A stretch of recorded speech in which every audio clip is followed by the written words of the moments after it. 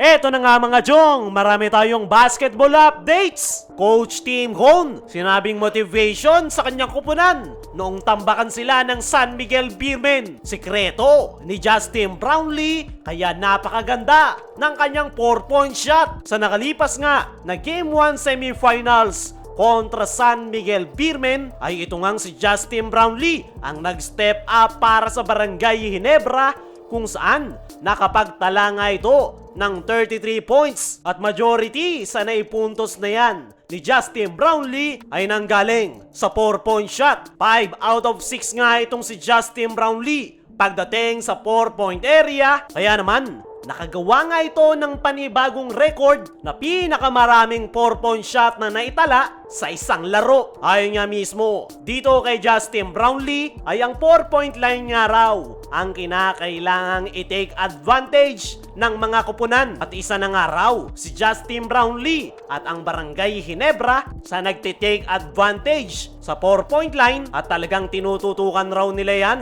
sa kanilang team practice. Binulgar pa nga nitong si Coach Tim Cone na talagang seryoso daw si Justin Brownlee pagdating sa 4-point shot. Sa kanilang team practice ay nag-extra workout pa nga raw ang nasabing Barangay Ginebra import para i-improve ang kanyang outside shots, at isa daw yung 4-point shot sa pinakagusto ni Justin Brownlee. Sunod-sunod nga raw ang ipinapakita nito sa kanilang team practice, kaya naman masaya si Coach Tim Cone dahil na ita-translate yan ni Justin Brownlee sa kanilang laro. Pero paglilinaw pa nitong si Coach Tim Cone ay hindi pa nga rin daw siya pabor sa 4-point line. Hindi naman daw ibig sabihin na nagbe-benefit yung kanyang kupunan ay okay na siya sa bagong rule ng PBA. Ang dahilan nga kung bakit hindi pabor si Coach Tim sa 4-point shot ay possible raw na ma-pressure yung mga Gunners,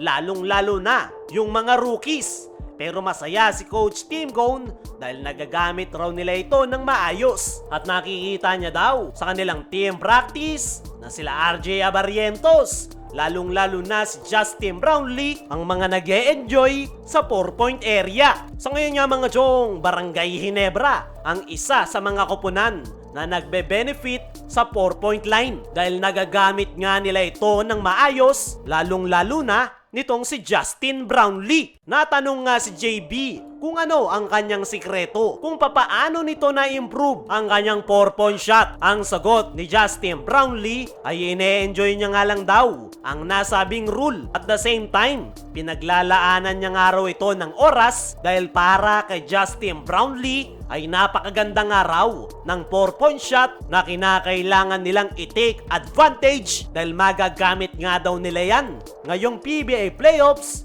lalong-lalo na ngayong semifinal series kontra San Miguel Beermen na sagana sa front court position. Once nga raw na mataas yung kanilang percentage sa 3 at 4-point area ay mas malaki nga raw yung chance nila ngayong semifinal series dahil alam nga raw nila na kulang sila sa front court position at hindi nga daw dapat nilang sabayan ng San Miguel sa ilalim, kaya kailangan daw nilang idaan sa 4-point shot para magkaroon ng spasyo na po pwede namang i-take advantage ng kanyang mga teammates to the basket. Kaya naman talagang nag-e-enjoy nga raw itong si Justin Brownlee sa bagong rule ng PBA na 4-point shot dahil yan nga raw yung isa sa pupwede nilang magamit ngayong PBA playoffs. Dumako naman tayo dito sa kabilang balita. Coach Tim Cone, sinabing motivation sa kanyang kupunan noong tambakan sila ng San Miguel Beermen. Noong huling magtapat sa elimination round, itong San Miguel Beermen at Barangay Ginebra ay nagawa ngang tambakan ng San Miguel ang kupunan ni Coach Tim Cone ng 49 points. At yan nga raw yung ginawang motivation ng Barangay Ginebra, kaya nakuha nila ang Game 1. Ayon niya mismo kay Coach Tim Cone, isang malaking boost nga raw sa moral ng kanyang mga players ang kanilang pagkakapanalo sa San Miguel dahil tinambakan nga daw sila ng mga ito nung huli silang magharap. Kaya naman, ngayong nakuha ng Barangay Ginebra ang Game 1 ay dagdag nga raw yan sa kumpiyansa ng kanyang mga players. Dagdag pa nga ni Coach Tim Cone na alam nila na pagod na ang San Miguel Beermen matapos umabot ng Game 5, yung kanilang quarterfinals kontra Converge Fiberxers. At hindi nga raw ito yung tamang oras para maawa sa San Miguel Beermen, bagkus tinake advantage nga raw yan ng kanyang koponan kung saan dinaan nga raw nila sa bilis ang laro dahil alam nila na pagod na ang San Miguel at mahihirapan silang makasabay. At tama nga yung naging game plan ni Coach Tim Cone, kaya naman nagawa na nga nilang makabawi sa San Miguel Beermen. Sa ngayon ay ine-expect ni Coach Tim Cone